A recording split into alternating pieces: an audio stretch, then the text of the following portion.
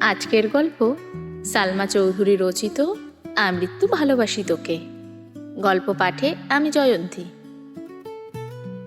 অতীত।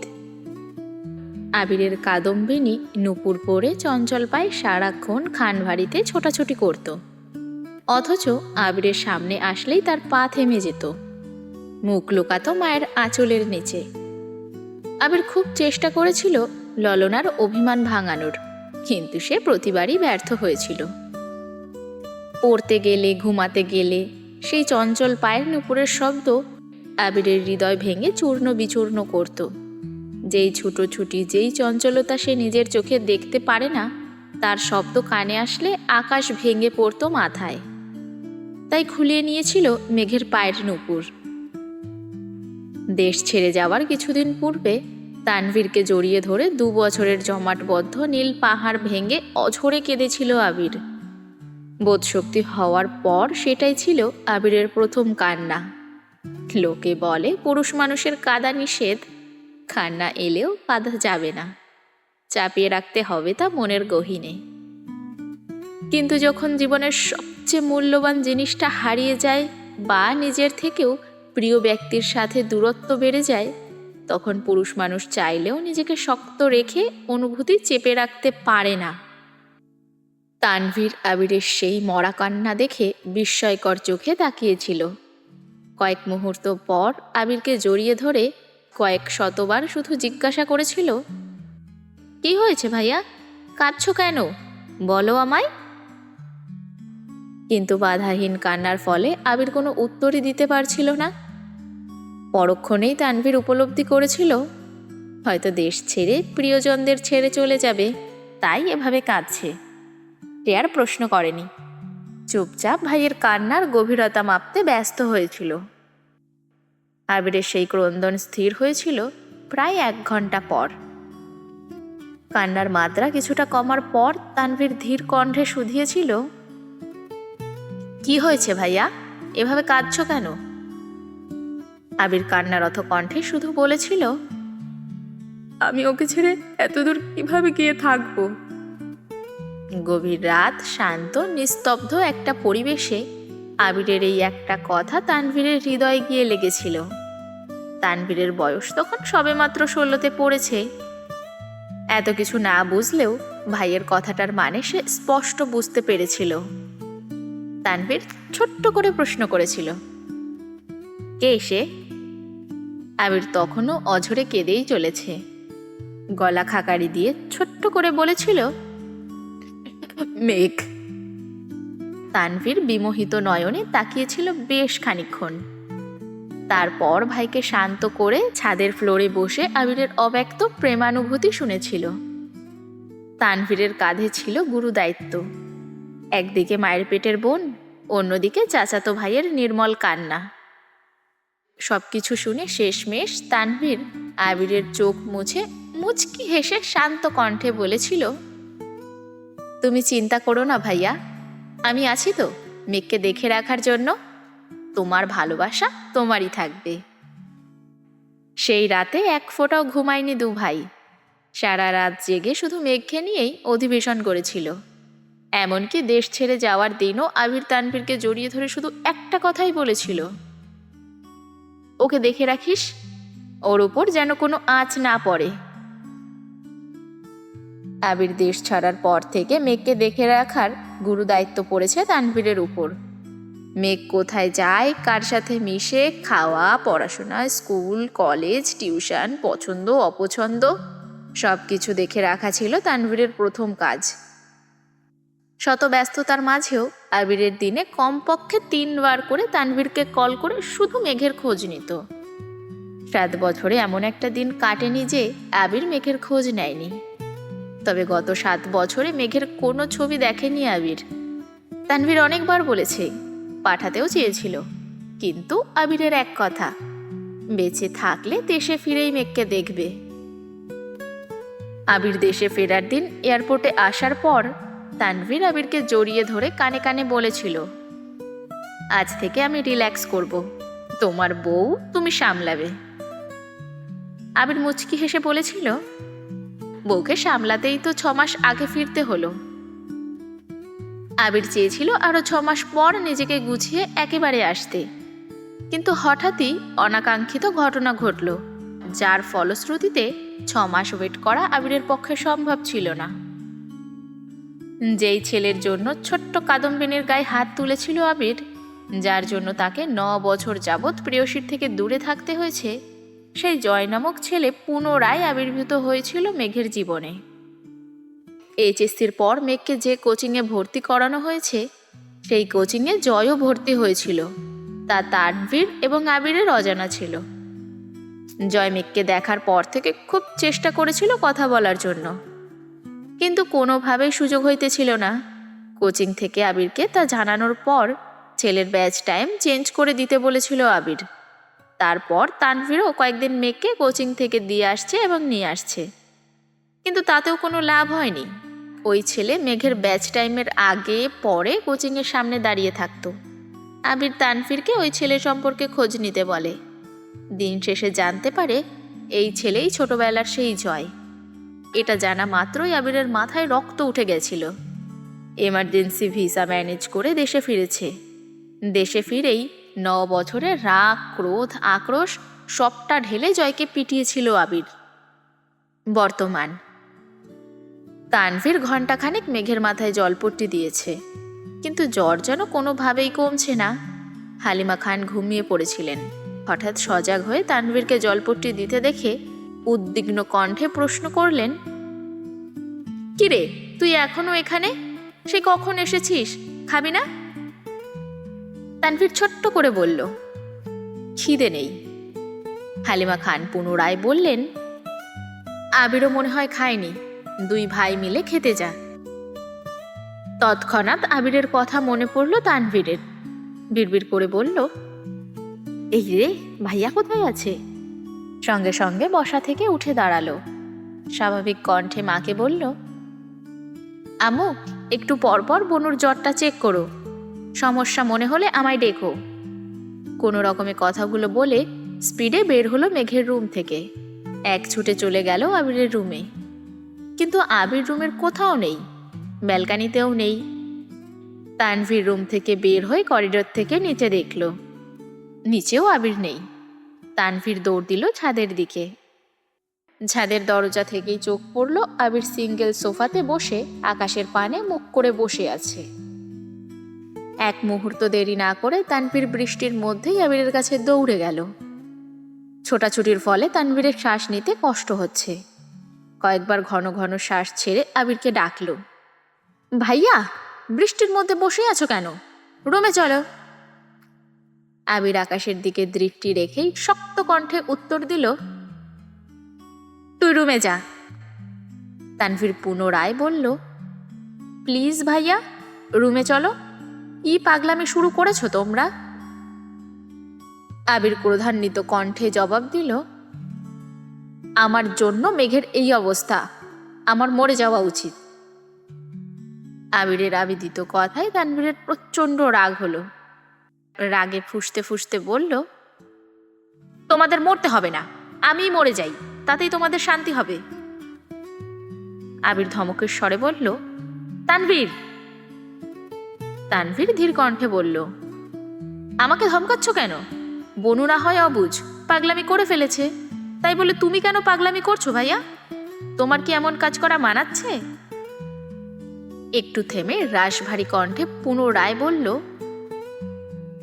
রাকিব ভাইয়া তোমার অবস্থা দেখে ভয় পেয়ে আমায় কল দিয়েছিল। তুমি যদি স্ট্রং না থাকো তাহলে মেঘকে কে সামলাবে বলো? তুমি তো জানো ভাইয়া, আমার জীবনে মেঘ আর তুমি সবচেয়ে কাছের মানুষ। তোমার বা মেঘের কিছু হলে আমি বাঁচতে পারবো না। প্লিজ পাগলামি করো না, রুমে চলো। প্রথম কথাগুলো শক্ত কণ্ঠে বললেও শেষ কথাগুলো বলার সময় তানভীরের গলা ভিজে আসছিল। আবির যেন বিগ্রহের ন্যায় বসে আছে। তানভীর বেশ কিছুক্ষণ শান্ত কণ্ঠে আবিরকে বুঝিয়ে রুমে নিয়ে গেছে। আবিরকে শাওয়ার নিতে ঢুকিয়ে তানভীরও নিজের রুমে গিয়ে ফ্রেশ হয়ে এসেছে। আবিরের মুখোমুখি তানভীর বসেছে। ছাদে অন্ধকার থাকার কারণে আবিরের অভিব্যক্তি বোঝা যায়নি। আবিরের চোখ মুখ ফুলে আছে, দেখে বোঝাই যাচ্ছে বেশ খানিকটা সময় কেঁদেছে। তার উপর বৃষ্টি। এখনো চোখ টকটকে লাল হয়ে আছে। তানভীর আবিরের হাতটা সামনে এনে এপাশ ওপাশ ঘুরিয়ে দেখল। হাতের অবস্থা খুব খারাপ। তানভীর ঔষধের বক্স থেকে একটা মলম বের করে অল্প অল্প করে লাগিয়ে দিচ্ছে। আবির দাঁতে দাঁত চেপে তা সহ্য করছে। গত 1 ঘন্টা যাবৎ আবিরকে বুঝিয়ে তানভীর রুমে এসেছে। এখন কোনোভাবেই রিয়াক্ট করা যাবে না। তানভীর যথেষ্ট শান্ত আর হাস্যোজ্জ্বল একটা ছেলে, তবে রাগ উঠলে কেমন যেন গম্ভীর হয়ে যায়। আবিরের হাতে মলম লাগিয়ে তানভীর আস্তে করে বলল, ব্যান্ডেজ করে দেবো ভাইয়া? আবির স্বাভাবিক কণ্ঠে জবাব দিল, ব্যান্ডেজ লাগবে না, খোলা থাকলে তাড়াতাড়ি ঠিক হবে। তানভীর স্বাভাবিক কণ্ঠে বলল, খাবে না ভাইয়া? আবির গম্ভীর কণ্ঠে উত্তর দিল, না। তানভীর কোমল স্বরে বলল, প্লিজ ভাইয়া, চলো না খেতে যাই। আবির নিরেট কণ্ঠে জানালো, আমি খাবো না বললাম তো, তুই খেয়ে নে। তানভীর বুঝতে পারলো ভাইকে জোর করে কোনো লাভ হবে না, তাই চুপচাপ রুম থেকে বেরিয়ে চলে গেল। আবিরের বাকি রাত কাটলো ব্যালকানিতে দাঁড়িয়ে। ধীরে ধীরে ভারী বর্ষণ কমেছে, ঝিরিঝিরি বৃষ্টিও একসময় কমেছে। ফরজের নামাজ পড়ার জন্য আবির বাসা থেকে বেরিয়ে গেছে, ফিরেছে 2 ঘন্টা পর। প্রতিদিন সকালবেলা নিচে রান্না আর পেপার পড়ার ধুম লাগলেও আজ ড্রয়িং রুম সম্পূর্ণ ফাঁকা। আবির দীর্ঘ পায়ে হেঁটে সিঁড়ি দিয়ে উঠল। মেঘের রুমে সবাই হুমড়ি খেয়ে পড়েছে। আলী আহমেদ খান, মোজাম্মেল খান, ইকবাল খান থেকে শুরু করে বাড়ির 3 কর্ত্রী, এমনকি মিম, আদি আর তানভীরও উপস্থিত সেখানে। মেঘ শঙ্কিত হয়ে রইল। সবাই যেন একজোটে মেঘের উপর হামলা চালাচ্ছে। মেঘ সবার দিকে বারবার শুধু তাকাচ্ছে। মোজাম্মেল খান রাগান্বিত কণ্ঠে প্রশ্ন করলেন, বৃষ্টিতে ভিজতে গেছিলি কেন? বৃষ্টিতে ভিজলে যে জ্বর উঠবে সেই বোধশক্তি কি তোর হয়নি এখনো? ইকবাল খান মোজাম্মেল খানকে শান্ত করতে ব্যস্ত। এরই মধ্যে আলী আহমেদ খান ধীর কণ্ঠে বলে উঠলেন, এখন 1 মিনিট সময় নষ্ট করা একটা দিন নষ্ট করার সময়। ইচ্ছাকৃত জ্বর বাঁধানো কি ঠিক হয়েছে তোমার? কথাটা শান্ত স্বরে বললেও এই কথার অভিপ্রায় অষ্টাদশের বোধগম্য হলো। মালিহা খান, আকলিমা খানও যেন একজোটে বিলাপ শুরু করেছে। যে যার মতো প্রশ্ন করছে, কোথা থেকে ভিজে আসছিস, কখন গেছিলি, ভিজলি কেন, আরও কত কত প্রশ্ন। মেঘ নির্বাক চোখে শুধু তাকিয়ে আছে। সে কি করে বলবে? আবির ভাই অন্য কোনো মেয়ের প্রতি কনসার্ন, এটাই সহ্য করতে না পেরে এমনটা করেছে। হালিমা খান কোমল কণ্ঠে বললেন, তোর জন্য খাবার নিয়ে আসি মা, অল্প খেয়ে নে প্লিজ। মেঘ সবার উপরে ওঠা রাগটা যেন মায়ের উপর ঝাড়ল। কাপা কাপা গলায় চিৎকার দিয়ে বলল, বললাম তো খাবো না, তেতো লাগছে সব কিছু। কথাটা ঠিকমতো শেষও করতে পারল না। আবির হাজির হলো রুমে। মেঘের দৃষ্টি আবিরের দিকে পড়তেই অকস্মাৎ কম্বল টানল কপাল পর্যন্ত। আবির গম্ভীর কণ্ঠে বলল, এখানে ভিড় করার মতো কি হয়েছে? অসুস্থ রোগী দেখতে এসেছো, দেখে চুপচাপ চলে যাবে। রোগীকে এত প্রশ্ন করছো কেন? ডাক্তার বলেছেন ওকে কোনো প্রকার চাপ না দিতে, অনুগ্রহ করে ওকে একটু শান্তিতে থাকতে দাও। একদমে কথাগুলো বলল আবির। ইকবাল খান ভাতিজার রাগ বুঝতে পেরে শান্ত কণ্ঠে বললেন, না মানে মেঘ জেনে বুঝে কেন বৃষ্টিতে ভিজেছে এটাই সবাই জিজ্ঞাসা করছিল, আর কিছু না। আবির কণ্ঠ দ্বিগুণ ভারী করে বলল, ওর ইচ্ছে হয়েছে বৃষ্টিতে ভেজার, তাই ভিজেছে। তাছাড়া জ্বর হলে মাথা ফ্রেশ হয়। এখন সবাই নাস্তা করতে যাও। মেঘ কম্বলের নিচ থেকে ভেঙচি কেটে মনে মনে বলল, যার জন্য করি চুরি সেই বলে চোর। আপনি আমায় বাধ্য করেছেন বৃষ্টিতে ভিজতে, আর এখন সবার সামনে সেটা আমার ইচ্ছে বলে চালিয়ে দিচ্ছেন। বাহ হিটলার, বাহ, কি বুদ্ধি আপনার। বাড়ির কেউ কোনো কথা বলল না। চুপচাপ সকলে রুম থেকে বের হতে লাগলো। আবির গম্ভীর কণ্ঠে বলল, তানভীর, মেঘের জন্য নাস্তা নিয়ে আয়। হালিমা খানও চলে গেলেন মেঘের নাস্তা রেডি করতে। মেঘ তখনও কপাল পর্যন্ত কম্বল টেনে রেখেছিল। রুম নিস্তব্ধ হয়ে যাওয়ায় মেঘ ভেবেছে সবাই চলে গেছে। তাই এক আঙ্গুলে আস্তে করে কম্বলটা কপাল থেকে নামাতেই চোখ পড়ল আবির ভাইয়ের শানিত চোখের দিকে। মেঘ আর আবিরের চোখাচোখি হতেই আবির একটানা দুবার ভ্রু নাচালো। আবির ভাইয়ের এমন কাণ্ডে মেঘ হেসে ফেলল। তৎক্ষণাৎ মনে পড়ে গেল ও তো আবির ভাইয়ের উপর রেগে আছে। অকস্মাৎ মুখ গোমড়া করে ফেলল মেঘ। আবির চেয়ার টেনে মেঘের বিছানার পাশে বসে মৃদু কণ্ঠে শুধালো, এখন কেমন লাগছে? জ্বর কি কমেছে? মেঘ ওষ্ঠ উল্টালো, কিছুই বলল না। আবির সহসা মেঘের কপালে হাত রাখল, সাথে একবার গলায় হাত রেখে সঙ্গে সঙ্গে কপাল কুঁচকে হাত সরিয়ে নিল। তটস্থ হয়ে বলল, এখনো তো অনেক জ্বর। বসা থেকে উঠে টেবিল থেকে থার্মোমিটার নিয়ে বিছানায় বসে মেঘের জিহ্বার নিচে ধরল। মেঘ হা করে তাকিয়ে আছে আবির ভাইয়ের দিকে। আবির কপাল কুঁচকে তাকিয়ে রইল মেঘের দিকে। দুজনেই নিস্তব্ধ, দুই জোড়া চোখ গভীরভাবে অনুবন্ধী। মেঘের বুকের ভেতর তোলপাড় শুরু হচ্ছে। এর মধ্যে তানভীর গলা খাকারি দিয়ে রুমে ঢুকলো। তৎক্ষণাৎ দৃষ্টি সরিয়ে নিল আবির। তানভীরের কণ্ঠ শুনে মেঘও দৃষ্টি সরিয়ে ভাইয়ের দিকে চাইল। আবির থার্মোমিটার চেক করতে ব্যস্ত হলো। তানভীর ভাইয়ের দিকে প্লেট বাড়াতেই মেঘ চোখ গোল গোল করে তাকালো। মনে মনে বলল, এখন কি আবির ভাই আমাকে খাইয়ে দেবেন? আবির কোনো দিকে না তাকিয়ে ছোট করে বলল, তুই খাইয়ে দে। তানভীর বিস্মিত নয়নে তাকালো আবিরের দিকে। আবির তানভীরকে চোখ দিয়ে ইশারা করতেই তানভীর স্বাভাবিক ভঙ্গিতে বলল, ঠিক আছে, আমি খাইয়ে দিচ্ছি। আবির বিছানা থেকে উঠে চেয়ারে বসে আছে। তানভীর মেঘকে উঠিয়ে খাওয়ানো শুরু করলো। মেঘ জোর করে অল্প অল্প খাচ্ছে। তানভীর মেঘকে এটা সেটা বলে বলে বোঝাচ্ছে আর খাওয়াচ্ছে। আবির যেন এক নীরব দর্শক, একবার ফোনের দিকে দেখছে, একবার মেঘের খাওয়া দেখছে। কোনো মতে অল্প খেয়ে মেঘ শীতল কণ্ঠে বলল, আর খাবো না ভাইয়া। তানভীরও আর জোর করল না। পানির গ্লাস এগিয়ে দিল মেঘের দিকে। খাওয়া শেষে পানির গ্লাস টেবিলে রাখতে রাখতে তানভীর বলে উঠল, ভাইয়া, বনুকে ঔষধগুলো খাইয়ে দাও প্লিজ, আমি নিচে যাচ্ছি, খুব ক্ষুধা লাগছে। তানভীর রুম থেকে বেরিয়ে নিচে চলে গেছে। আবির ফোন পকেটে রেখে টেবিল থেকে ঔষধ রেডি করে মেঘের দিকে এগিয়ে গেল। মেঘও মাথা নিচু করে ঔষধগুলো খেয়ে নিল। আবির নিরেট কণ্ঠে বলল, সাবধানে থাকিস। আবির চলে যেতে নিলে মেঘ আবিরের ডান হাত আঁকড়ে ধরে। সহসা আবির ব্যথায় উফ করে উঠল। মেঘ সঙ্গে সঙ্গে হাত ছেড়ে দিল। মেঘ ভেবেছে আবির ভাই হয়তো বিরক্ত হয়েছেন মেঘের ছোঁয়াতে। অকস্মাৎ মেঘের মনটা খারাপ হয়ে গেল। কাঁদো কাঁদো কণ্ঠে মেঘ বলল, আমি মরে গেলে আপনি? এতটুকু বলতেই আবির অগ্নি দৃষ্টিতে চাইল অষ্টাদশীর দিকে। মেঘ কথা সম্পন্ন করতেও পারল না। আবির রাগান্বিত কণ্ঠে বলল, চুপ। আবির দাঁতে দাঁত চেপে পুনরায় বলল, আর কোনোদিন যদি তোর মুখে এই কথা শুনি, তাহলে ওই দিন তোকে মেরে বুড়িগঙ্গায় ফেলে দিয়ে আসব।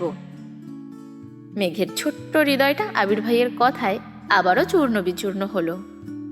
একটু নরম স্বরেও তো বলতে পারতেন, তা না মেরে ফেলবেন। মেঘের অক্ষিপট ভিজে আসছে।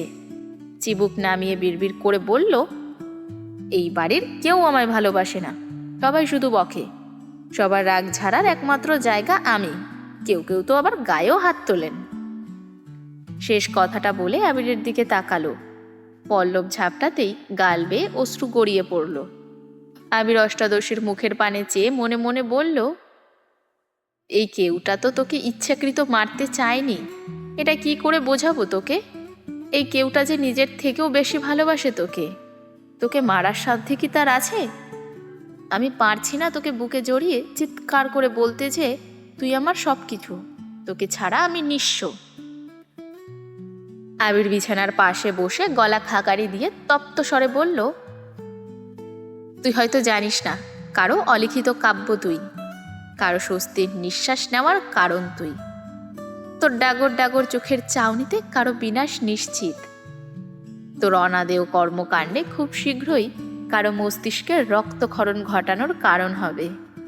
সময় থাকতে সাবধান হয়ে যা মেঘ। মেঘ বিস্ময়কর দৃষ্টিতে চেয়ে রইল। জ্বরের ঘোরে কথাগুলোর মানে বুঝলো কিনা কে জানে। মেঘ কণ্ঠ খাদে নামিয়ে বলল, কার? আবির দীর্ঘশ্বাস ফেলে প্রখর স্বরে বলল, তোর বাবা মায়ের। নিজের মনের ভাব চাচ্চু আর মামনের উপর চাপিয়ে দিতে বাধ্য হলো আবির। মেঘ অক্ষি পল্লব ঝাপটে বৃহৎ নয়নে চেয়ে আছে আবিরের দিকে। আবির ঠান্ডা কণ্ঠে বলল, আর কার ভালোবাসা প্রয়োজন তোর? আমার আব্বু যেখানে আমার সাথে প্রয়োজনের বাহিরে কোনো কথা বলে না, সেখানে তোর ইচ্ছে অনিচ্ছা নিয়ে ভাবে। আম্মুর ভালোবাসা আশা করি আমার তোকে বোঝাতে হবে না। কাকামণি কাকিয়া তো ওদের সন্তানের থেকেও তোকে বেশি আদর করে। চাচ্চু আর মামনির কথা কি বলবো? চাচ্চু আর মামনির খুব শখ ছিল একটা মেয়ে বাবুর। তোর জন্মের পর দুজন খুশিতে এত কান্না করেছে যে এলাকার মানুষ ভেবেছিল এই বাড়িতে কেউ মারা গেছে। তানভীর ছেলে হয়েও এতটা গুরুত্ব পায়নি যতটা গুরুত্ব তুই চাচ্চু আর মামনির থেকে পাস। তানভীরের জীবনে বাবা মায়ের পরেই তোর অবস্থান। মিমাদি তো তোরই ভক্ত। খানবাড়িতে তোর যতটুকু অগ্রাধিকার তা আমাদের কারোরই নেই। আর কার ভালোবাসা চাস তুই? একসাথে কথাগুলো বলে আবির থামল। তারপর দীর্ঘশ্বাস ছেড়ে বলল, উল্টাপাল্টা কথা ভেবে নিজেকে কষ্ট দেওয়া বোকামি ছাড়া আর কিছুই নয়। মেঘ ডাগর ডাগর চোখে তাকিয়ে চিন্তিত কণ্ঠে শুধালো, আপনার কথা বললেন না কেন? মেঘের প্রশ্ন শুনে আবির ঢোক গেলে কপাল কুঁচকালো। তারপর শক্ত কণ্ঠে বলল, তোর এখন রেস্ট নেওয়া প্রয়োজন। আবির চেয়ার থেকে উঠতে নিলে মেঘ আবিরের ডান হাতের 2 আঙ্গুল আঁকড়ে ধরে। সঙ্গে সঙ্গে আবির দাঁতে দাঁত চেপে চোখ বন্ধ করে ফেলে। মেঘ সহসা আবিরের হাতের দিকে চাইল। আবিরের হাতের কাটা অংশে চাপ পড়ায় রক্ত বের হচ্ছে। সঙ্গে সঙ্গে হাত ছেড়ে দেয় মেঘ। মেঘ আর্তনাদ করে বলল, আবির ভাই, আপনার হাত এতটা কেটেছে কিভাবে? আবির তপ্ত স্বরে শুধু বলল, এমনি। আর কিছু না বলে রুম থেকে বেরিয়ে গেল। মেঘ নির্বাক চোখে তাকিয়ে আবির ভাইয়ের প্রস্থান দেখল। মেঘের মনে পড়ল মেন গেটের পাশের দেওয়ালে ঘুষি দেওয়ার কথা। ধরে নিল এর ফলেই আবির ভাইয়ের হাত কেটেছে। অষ্টাদশী জানতেও পারল না তাকে থাপ্পড় দেওয়ার অপরাধে আবির কত শত ঘুষিতে নিজেকে আহত করেছে। গতকালের ঘটনাগুলো পরপর মনে হতেই মেঘের নিজের উপর বড্ড রাগ হলো। আবির ভাইয়ের অনুভূতি জানতে চাওয়ার কি দরকার ছিল? রাগে নিজের গালে থাপ্পড় দিতে ইচ্ছে হলো মেঘের। আবির ভাই জান্নাত আপুকে পছন্দ করলে মেঘের ব্যাপারে কোনো অনুভূতি থাকবে না, এটাই তো স্বাভাবিক। আবিরের সাথে এই জীবনে কখনো মেঘের সুসম্পর্ক ছিল বলে মনে পড়ছে না মেঘের। এই হিটলার স্বভাবের ব্যক্তির জন্য আজ সে জ্বরে ভুগছে, এটা ভাবতেই মাথায় রক্ত উঠছে। আবির মেঘের রুম থেকে বেরিয়ে নিজের রুমে গেল। একটা তালা নিয়ে ছাদের গেইটে তালা ঝুলিয়ে দিল। তারপর নাস্তার টেবিলে চলে গেল। ততক্ষণে নাস্তার টেবিল ফাঁকা হয়ে গেছে। 3 কর্তি রান্নাঘরে কাজ করছে আর এটা সেটা নিয়ে কথা বলছে। আবির রান্নাঘরের সামনে গিয়ে রাশ ভারী কণ্ঠে বলল, ছাদের গেইটে তালা দিয়ে দিয়েছি। তোমাদের কারো ছাদে যাওয়া প্রয়োজন হলে আমার রুম থেকে চাবি নিয়ে যেও। আকলিমা খান চিন্তিত কণ্ঠে শুধালেন, মেঘ কি রাতে ছাদে গিয়ে ভিজেছিল? আবির উপর নিচ মাথা নাড়ল শুধু। মালিহা খান হালিমা খানের দিকে তাকিয়ে বললেন, যে মেয়ে ভূতে ভয় পায়, সন্ধ্যার পর বৃষ্টি হলে কানে আঙ্গুল দিয়ে বসে থাকে, সেই মেয়ে এত রাতে ছাদে গেল কিভাবে? হালিমা খান নির্বাক চোখে তাকিয়ে রইল মালিহা খানের দিকে। এই প্রশ্নের উত্তর ওনার কাছেও নেই। আবির কণ্ঠ দ্বিগুণ ভারী করে বলল, তোমাদের এসব নিয়ে গবেষণা করতে হবে না, যা হওয়ার হয়েছে। মেঘকে এই বিষয় নিয়ে আর কোনো প্রশ্ন করবা না। ছাদে না যেতে পারলে এমন কাণ্ডও আর ঘটাতে পারবে না। এই টপিক এখানেই শেষ। আবির চুপচাপ নাস্তা করে নিজের রুমে চলে গেছে। তানভীরের সারাটা দিন কাটলো চায়ের পর চা খেতে খেতে। আবিরের জন্য ঘণ্টাখানেক তানভীরকেও বৃষ্টিতে ভিজতে হয়েছিল, যার ফলস্বরূপ গলা ব্যথা, সর্দির উপক্রম হয়েছে। বিকেলে আবার এমপির সম্মেলনে যেতে হবে, তাই চা কফি খেয়ে গলা ঠিক রাখছে। দুপুরে খাবার খেয়ে বেরিয়ে পড়েছে সম্মেলনের উদ্দেশ্যে। আবির সারাদিনেও রুম থেকে বের হলো না। 3টার দিকে মালিহা খান আদিকে পাঠিয়েছিল ডাকার জন্য, কিন্তু আবির ঘুমোচ্ছে দেখে আদি দরজা থেকে চুপচাপ চলে আসছে। আরও কিছুক্ষণ পর বাধ্য হয়ে মালিহা খান নিজেই সিঁড়ি দিয়ে উঠে গেলেন ছেলের রুমে। দরজা থেকে একবার আবিরকে ডাকলো, কিন্তু কোনো সাড়া নেই। মালিহা ছেলের কাছে গিয়ে বাহুতে হাত দিতেই আঁতকে উঠলেন। জ্বরে আবিরের গা পুড়ে যাচ্ছে, ডান হাত ফুলে গেছে কনুই পর্যন্ত। মালিহা খান এই যে ছেলেকে ডাকছে, আবির জ্বরের ঘোরে কিছুই বলতে পারছে না। মালিহা খান রুম থেকে বেরিয়ে হাঁক ডাক শুরু করলেন। ইকবাল খান সোফায় বসে টিভি দেখছিলেন। ভাবির ডাক শুনে দৌড়ে গেলেন। মেঘ ঘুমাচ্ছিল, হালিমা খান মেঘের মাথায় জলপট্টি দিচ্ছিলেন। বড় জায়ের আর্তনাদে মেঘের ঘর থেকে বেরিয়ে ছুটে গেলেন আবিরের রুমে।